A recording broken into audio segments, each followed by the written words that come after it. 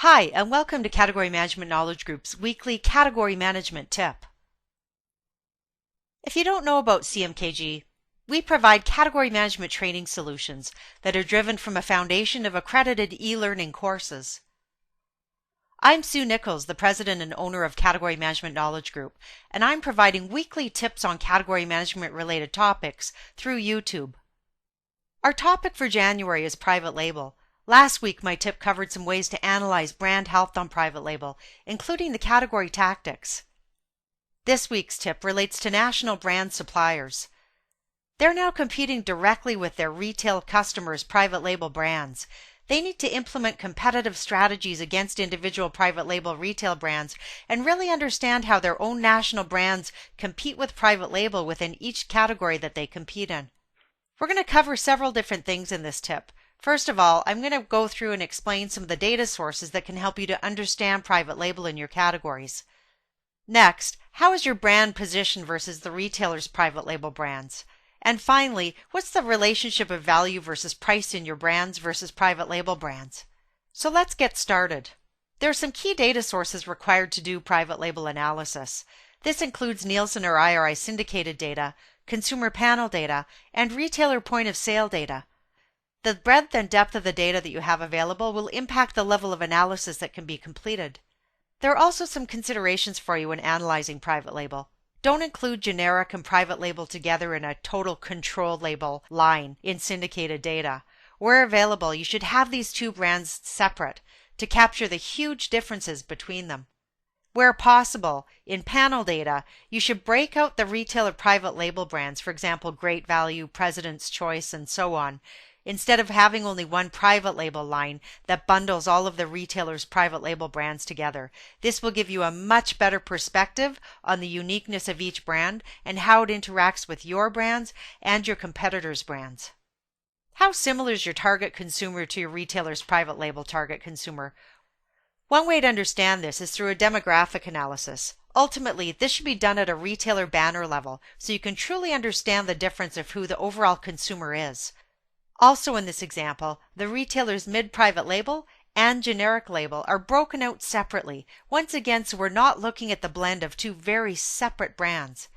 You should also include key national brand competitors to understand how they compare. In this example, generic label has similar demographics to national brand number 3, as both are targeted towards larger, lower-income households. The mid-private label brand matches up more closely with national brands number 1 and 2. Although the consumer demographics are similar across some of the brands, we also need to understand how the brands interact with each other. And we can do that through a cross-brand interaction analysis. We have our brands across the top and then the same ones down the left-hand side. As an example of how to read this, of the 100% of consumers that purchase private label generic, 42.8% of their total category dollars were spent on generic brand. This is also known as their loyalty or share of requirements number. The gray numbers in this table highlight each brand's share of requirements, which is where the brand intersects itself in the table on the top and on the left.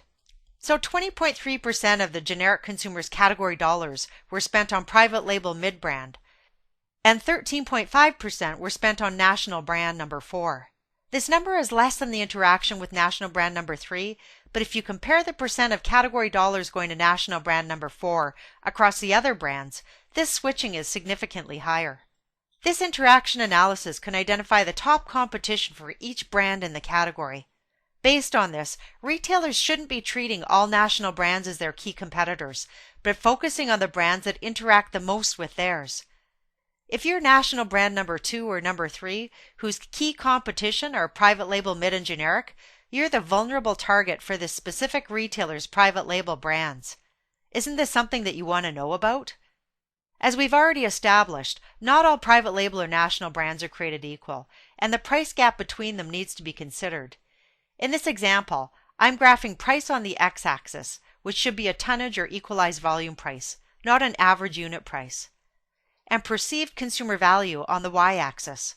Of note, this value should be based on consumer perspective and feedback, not based on where the retailer or supplier wants their own brands to show up in the graph. This is typically what tends to happen. This information can be attained through focus groups and consumer studies. From here, we can tier the graph into price or value brands, mid-tier brands, and premium brands. And once we've done that, we can add in our brands that I presented to you a few slides ago. First, we have our mid-private label brand, which is lower in price with a mid to low perceived consumer value. Next is our generic label, or PL number 2. It's low priced and lower perceived value. Recall that these two brands interact. So if private label number 1's price gap is too high, consumers may switch to the lower priced generic brand. National brand number 1 is high perceived value and high price. Recall this brand had little interaction with either private label brand. This is because their value is so much higher and consumers are willing to pay the higher price for this value. National brand number 2 is much higher in price, but the perceived value isn't all that far away from private label number 1 if you look horizontally across. If the gap gets too high between these two brands, consumers will trade down to private label number 1, and if it gets too low, consumers will trade up to national brand number 2.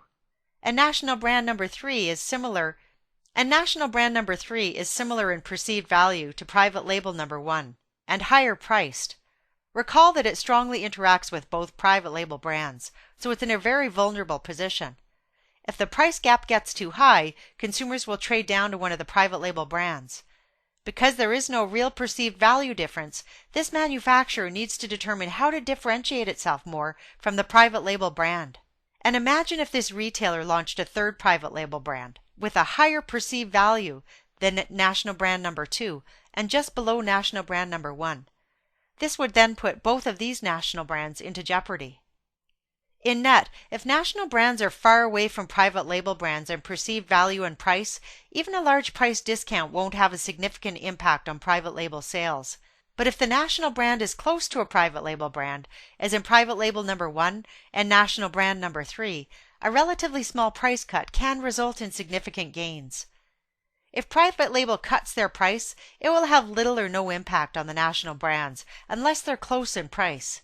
A keen understanding of price elasticity and cross-elasticity needs to be done before adjusting any prices and to establish the optimal price between manufacturer and private label brands. Here are some strategies for national brand suppliers to consider to succeed in today's competitive environment. Consumer goods companies must compete more effectively for total category leadership. They need to consider how they can create and sustain competitive advantage over private label and other brands through superior product performance. They need to achieve leadership of the whole category, covering all major consumer segments including demographics, usage, occasion, benefits, and price within their portfolio of brands. This includes being the category experts in all aspects of understanding the category through category management. They need to invest in innovation to create excitement and maintain a leadership category role. They need to ensure that their prices are aligned with product performance and brand strength, and that the price gaps versus competition are being managed. And finally, they need to sustain a competitive level of marketing and promotional support on their brands. So that's it for this week's tip. I hope you enjoyed it. February's topic is on category tactics, so you'll have to wait till next week to see what's in store for you. You can also visit and/or subscribe to my blog. And if you're interested in category management training, please visit our website at www.cmkg.org. We have topics that will help to fill in some of the gaps if you didn't understand all of the examples that I showed you today. Finally, we're also very active in LinkedIn, Facebook, and Twitter, so please connect with us. Thanks and have a great week.